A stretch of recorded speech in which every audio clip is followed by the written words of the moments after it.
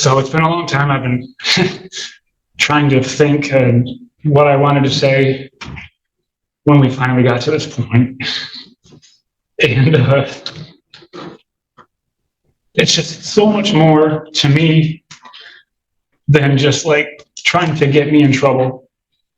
Over the last 5 years, I have worked so hard to get out of the things that I was doing that put me in prison.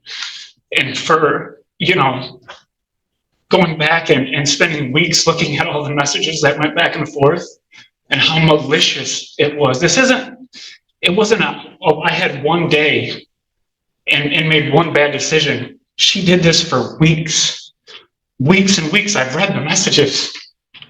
And for her to say the only thing he cares about is this job at the recovery center, and I want to take it from him.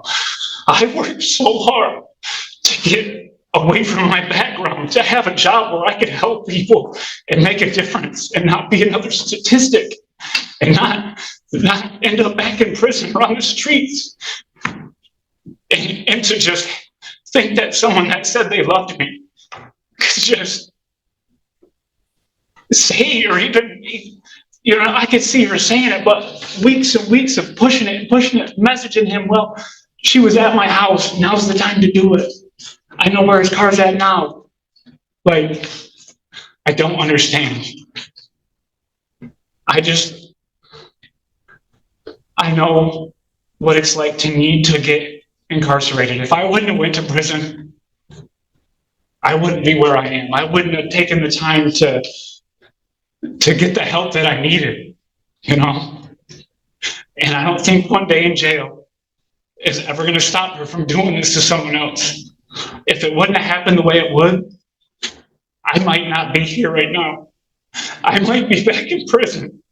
I might have ruined my career. I might have lost everything, and no one would have believed me. No one. If it wasn't for the one that turned in the messages and having them documented, no one would have ever known, and I would have been going. And it's not fair. It's not right to just try to take someone's life into your hands and throw it away because you had a bad day. I would understand if I treated her poorly, if I put my hands on her, if I was mean to the children, none of that effort. And to have someone just want to hurt me like that, I can't imagine being that broken of a soul to want to hurt someone that bad. What's the worst part is I don't hate her. I just want her to get help. For her, for the kids, for whoever she comes in contact in the future. Because the person who did that, she's not where she needs to be. One thing that I guess it probably doesn't matter because it wasn't reported, but just not even a month ago, she was at a restaurant and ran into my niece and threatened to beat her ass in the middle of the restaurant with her children there, in front of everybody. So whatever gains and progress that she's made, she's not where she needs to be yet. And I hope that you guys can help her do that. So a couple questions for you, sir. How did you meet Ms. Plumhoff? We met through my little sister. They were acquaintances. Okay. I only have a little bit of the police report. How do you know how Ms. Plumhoff came in contact with the person that was incarcerated that you wanted to set you up? You know, she knew that individual? The way it was explained to me is when me and her got together, she was in a relationship with that person. And when me and her made it official or whatever, she broke it off with him because he's in prison. What is he going to do? All she has to do is not answer the phone. So that was her boyfriend, I guess, up until I had got with her. Okay.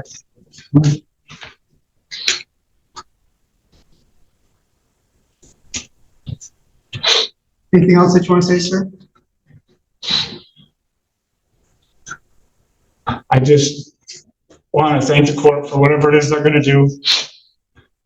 and hopefully I'll have a peace of mind for a little while, because obviously I'm a mess. Like, I literally moved 3 hours away to not have to worry about running into her at a store or anywhere, you know what I mean? Because of, I don't know.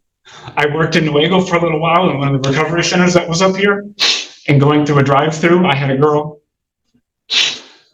let me know that she was still trying to mess with me, and that this was my number and this is where I lived. And so I just don't want to have to worry anymore. I'm a grown man. I shouldn't be crying over what this woman could do to me. Thank you, sir.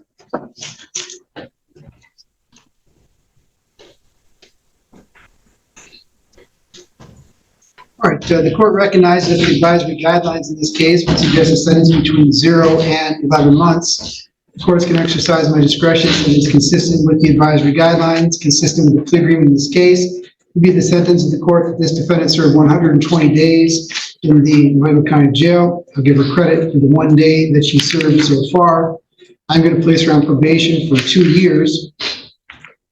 There is a $30 per month probation oversight fee for regular probation, $60 a month for electronic monitoring or tether. There is a $68 state cost assessment, $130 crime victims' rights fund fee, and a $60 DNA fee.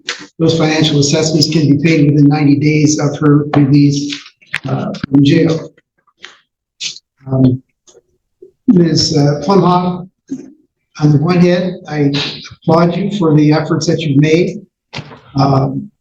And maybe those efforts will continue after you're out of jail and through probation, and they'll help you change the person that you are.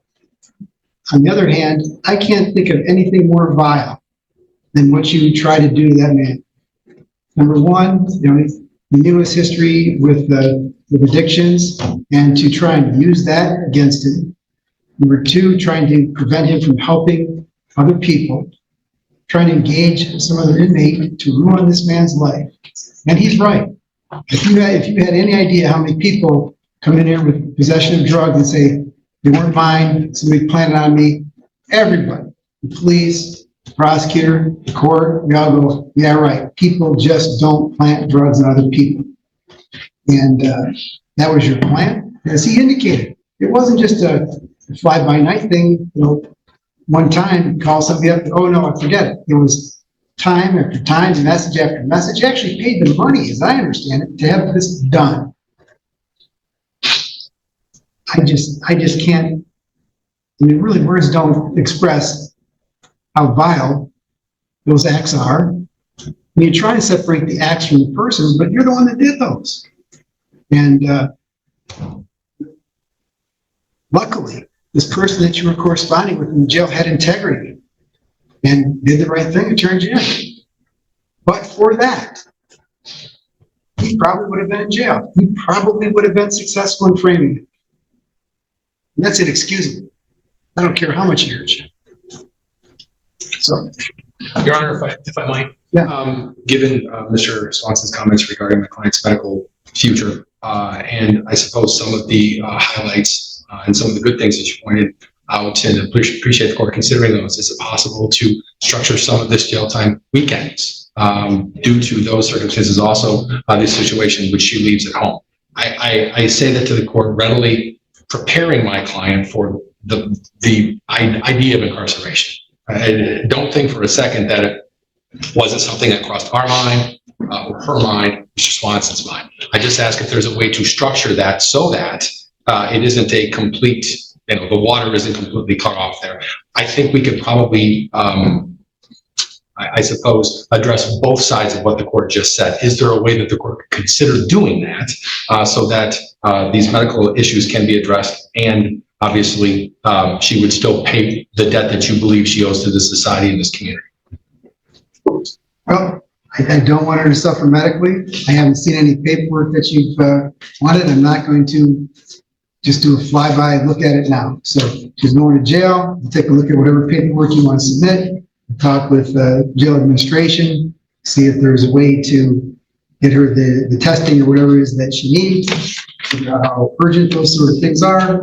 And we'll make a decision from there. But today, she's going to jail. Do you agree with this decision?